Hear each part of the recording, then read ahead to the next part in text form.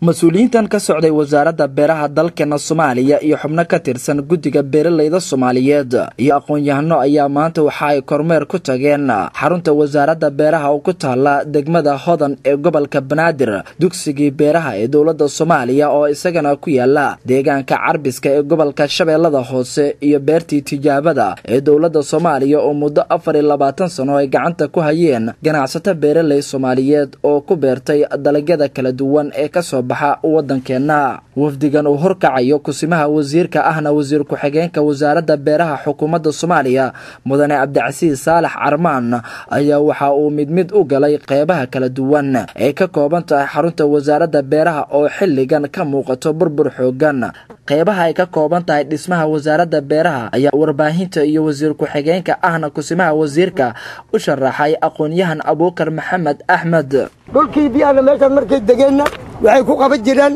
wasaaradda waxay lahaa jirtay beer kastaba nin shakhsiga leeyahay dukumenti ayaa loo xalaalay jiray wasiir ku-xigeenka wasaaradda beeraha Cabdicasiis Saalax Cumar ayaa ballan qaaday in dhawaan ay dayactir ay ku sameyn doonaan xarunta wasaaradda beeraha dawladda Soomaaliya ayagoo la kaashanaya hay-adaha caalamiga ay hoos yimaada jimciyadda qurumaha ka dhaxayso laakiin waxaan ku dadaalaynaa juhdi badan inaan ku bixinno wasaaradda beeraha siday cagaheeda ugu istaagi lahayd waayaheeda kala duwan waxaa hadda noo ballansan World Bank EU African Development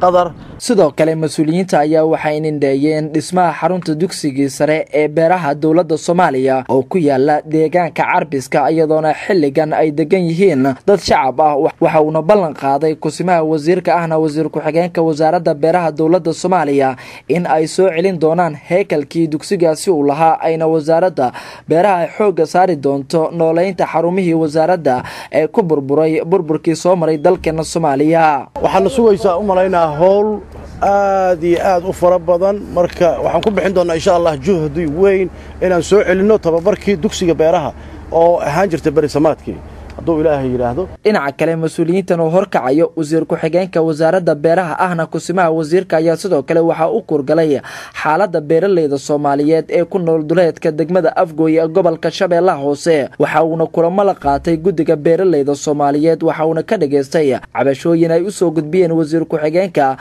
beeraha dawladda federaalka Soomaaliya taa uu ku qotantay in jidgooyin faran badan ay yaalaan inta u dhaxaysa Muqdisho iyo Afgooy taasi oo looga qaado lacag badan oo baad ah mudane Cabdicasiis Saalax Carmaan ayaa u jeediyay dadka beeralayda ah ee kulanka ula qaatay in cabashooyinkooda ay dawladda federaalka Soomaaliya ay wax ka qaban doonto wasaaradda beeraha ay ka go'an tahay sidii u horumarin lahayd wax soo saarka dalkeena Soomaaliya